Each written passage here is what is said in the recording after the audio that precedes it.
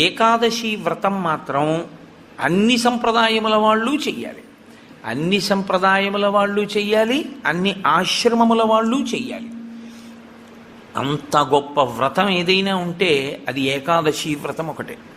ఆ ఏకాదశి ప్రతి నెలలోనూ శుక్లపక్షంలో ఒక ఏకాదశి వస్తుంది, కృష్ణపక్షంలో ఒక ఏకాదశి వస్తుంది.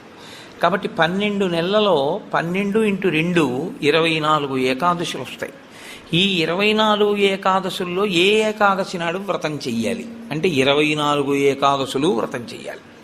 ఒకవేళ 24 ఏకాదశులు కాకుండా అధిక మాసం వస్తే అధిక మాసంలోని శుక్లపక్ష కృష్ణపక్షాల్లో వచ్చేటటువంటి ఏకాదశి తిథుల యందు కూడా వ్రతం చెయ్యాలి.